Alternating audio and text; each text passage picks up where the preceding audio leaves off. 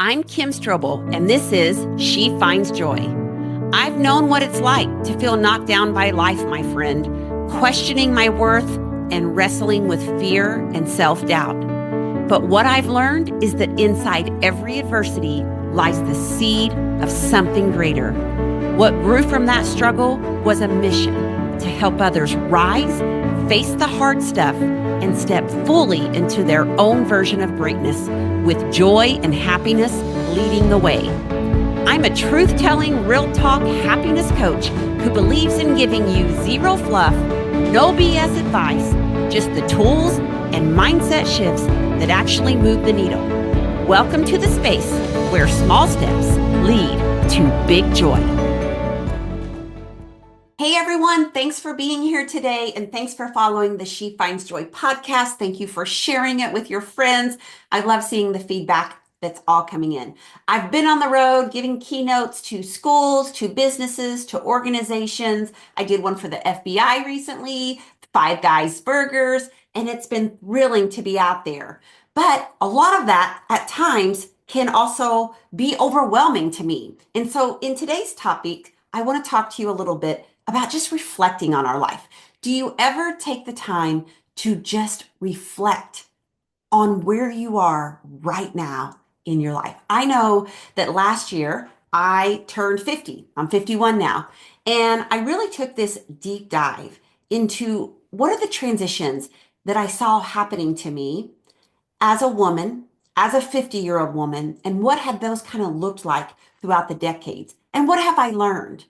And so one of the things, I want to share a few things that I learned, but one of those was the importance of investing in my marriage. Now, I've been married to my husband, Scott, for the last, I think it'd be 24 years. I was married the first time for 5 years and went through a divorce. So I am not coming at this as the end all be all. I will tell you that Scott Strobel and I have had to invest in our marriage quite a bit.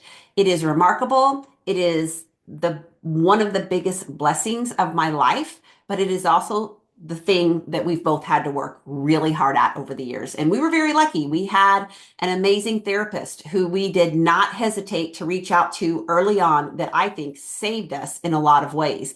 And that's why we're getting to enjoy the magic of what we've built now for 24 years. But this is not to say that if you're in a marriage that is depleting you constantly, overwhelming you constantly, never getting better. I'm not one that says just suck it up because it's going to get good in the end. I'm not saying that at all. What I am saying is if you want your marriage to be good, you have to invest in it, even while you're raising young kids. I know for Scott and I, we were very lucky. We took trips together, just the two of us. We decided that, look, we're more than parents. We're more than mommies and daddies, and our marriage counts even while we're raising our children. Was it hard at times? Yes. But I will say that when our son Spencer finally left the home and went to college in 2018, I was left with somebody that I still know, that I'm still very familiar with, that I really enjoyed, that was my very best friend. And I know that I'm really lucky to have that, but this also means that you have to invest in your marriage. So that's one of my tips to share with you today is that if you really, I always ask people, who wants an exceptional marriage a whole lot of the time? And all the hands go up. But then I say, like, when's the last time you had a date night? When's the last time you took 5 minutes to connect with each other? Like, are you really making your marriage a priority? Because if the actions aren't backing up what your intentions and your goals are, then there's a misalignment, right? You can want something all you want, but you aren't going to get it if you don't align yourself and your actions and your behaviors and your intentions to that. So that was one of my lessons that I reflected on was the investment in my marriage. The other kind of recollection that I had is that every single one of us is worthy of the goodness of our lives. We are worthy of good things happening to us. We are supposed to live a joy-filled life. We are supposed to have abundance and beauty and love and kindness around us. But much of the time we have an inner part of ourselves that doesn't feel deserving of that. I am listening to Viola Davis's memoir. She's the fantastic actress, I believe. Um, How to Get Away with Murder was the TV series that she was in. And her memoir is astounding at the trauma and the abuse and the hardship of her life. But she, of course, is a Black woman, and she's telling the story of her father. He was no longer a slave, right? Or his parents, his family, no, they were no longer slaves, but he worked as a horse groomsman.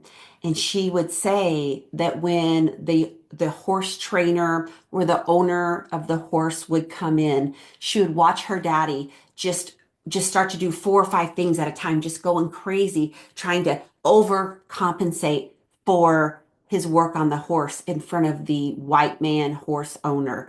And I just thought to myself, deeply embedded in him is he was taught that the person of color was less than. She would say that he wouldn't even look at the horse owner's eyes. He would put his head down and he would work ferociously to try to prove himself. And it just reminded me that we all have in us downloads that were probably formed between the ages of 0 and 6, because we know that most of the beliefs that we hold about ourselves are formed between the ages of 0 and 6, and that we carry those beliefs with us now. And even now, with having more confidence now than I ever have had as a 51-year-old, way different than the young, shy, broken 22-year-old that I was. Even now, I at times have to remind myself that I'm worthy of having goodness in my life. As I speak to you right now across from this computer screen, there's a sticky note that says, "You deserve this." And that is to remind me of that I deserve to have the business that I have, which is constantly growing and constantly leveling up.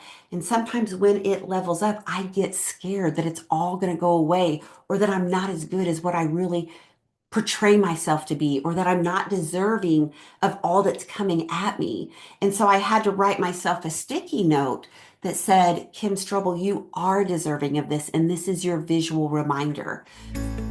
Hi, my friends. This is Kim Strobel. I'm just interrupting your podcast for just a moment. I have a lot of people saying, "How do I get Kim Strobel to my next management conference? How do I get them to my next Fortune 500 conference? How do I get them to my school conference?" I want to tell you that if you are looking to really re-energize your employees or your staff, I believe the science of happiness and well-being is the keynote, because we know from the science around happiness that when we teach employees to get their brains to positive versus negative, neutral, or stressed, they show up and are 31% more productive at their jobs. They are 10 times more engaged in their job, and they are 3 times more creative. And this is why it is called the secret to better work and life, because when we learn to prioritize our happiness and well-being, we change how we're showing up in our work lives. The employees, the workplace cultures change. And not only that, but we raise the lever in every single area of our lives. If you're a school and you want to book me for a keynote, head over to strobeleducation.com. And if you're a business or an organization or a Fortune 500 company, head over to kimstrobel.com. I would love to energize your staff and leave them with real tools that are truly going to get them steps headed in forward momentum direction.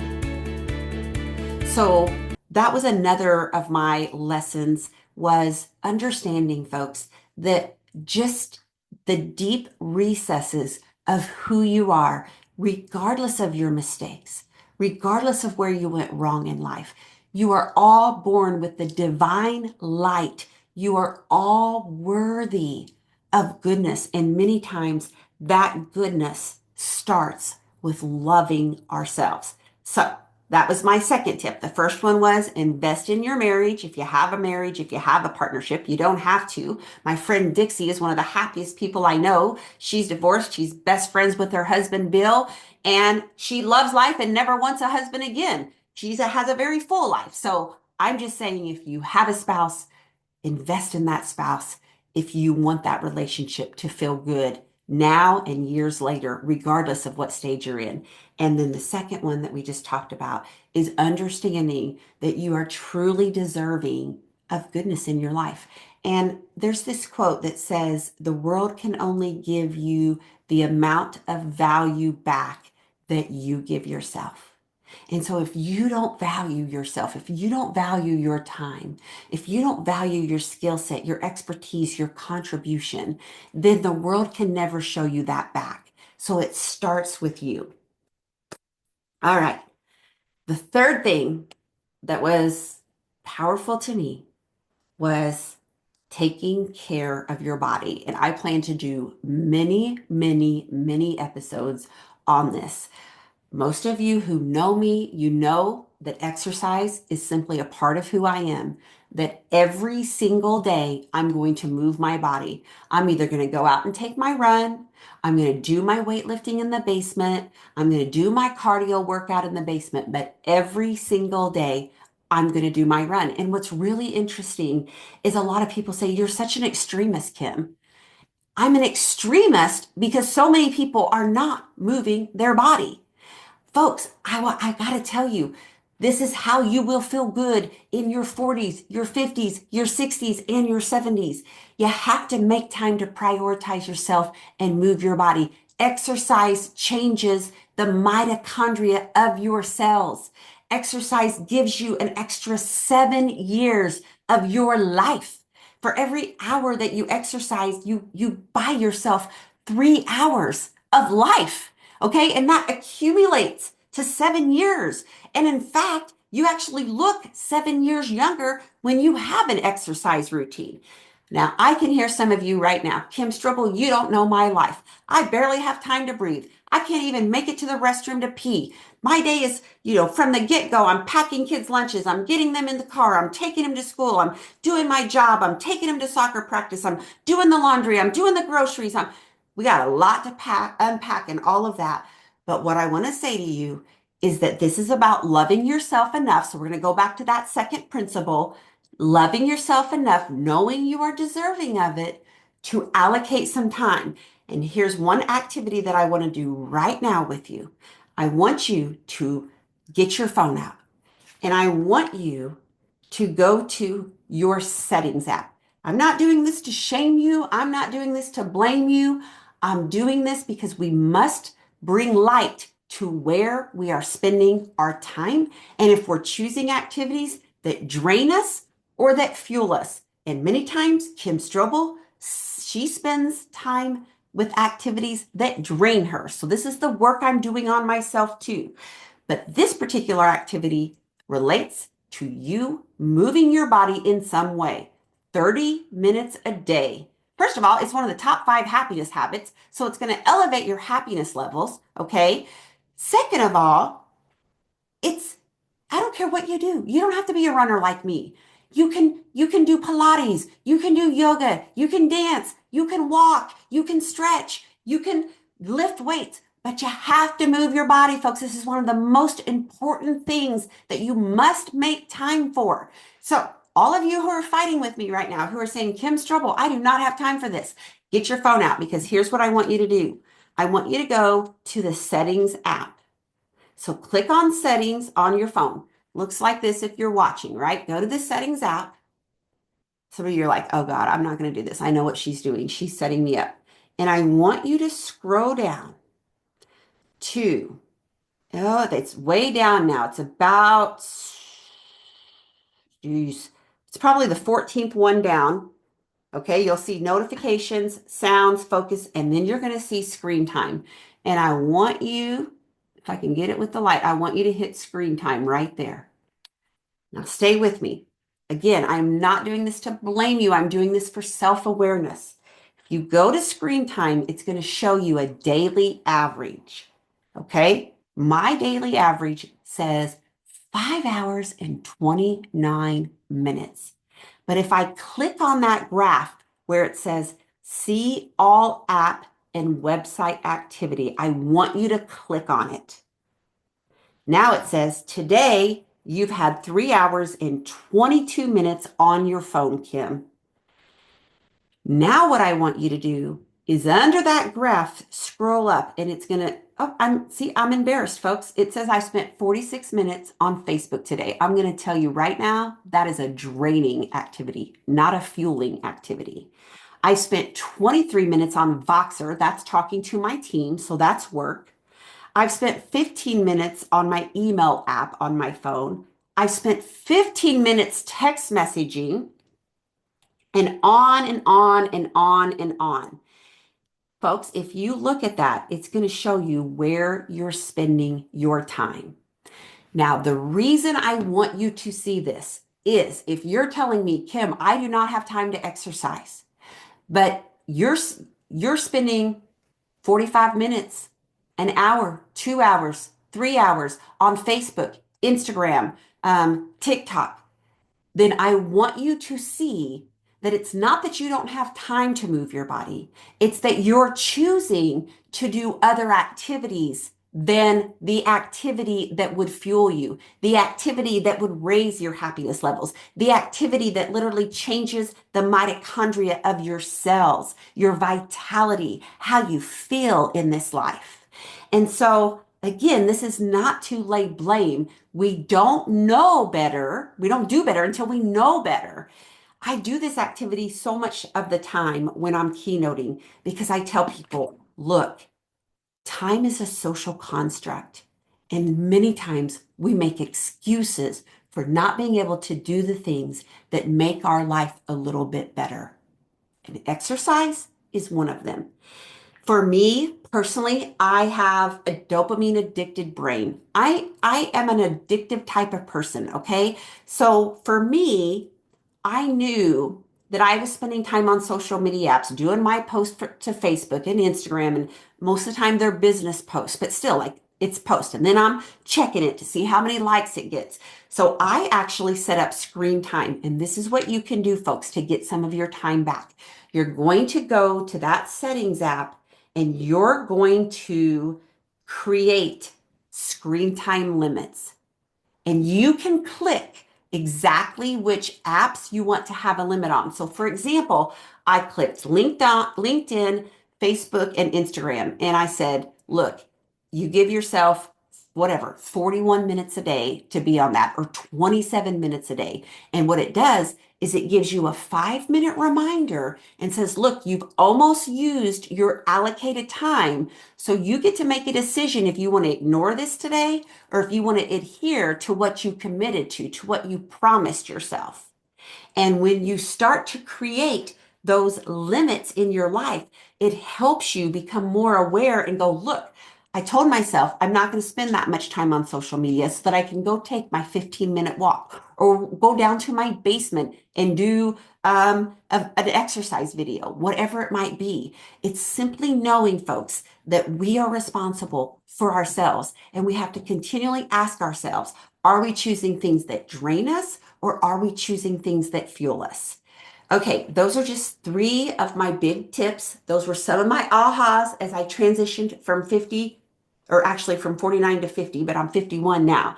And so just to review, 1, I want you to think about if your marriage is important to you, investing in your marriage. That was a big aha. When I turned 50, I was so glad that we had done and do the hard work of making our marriage better.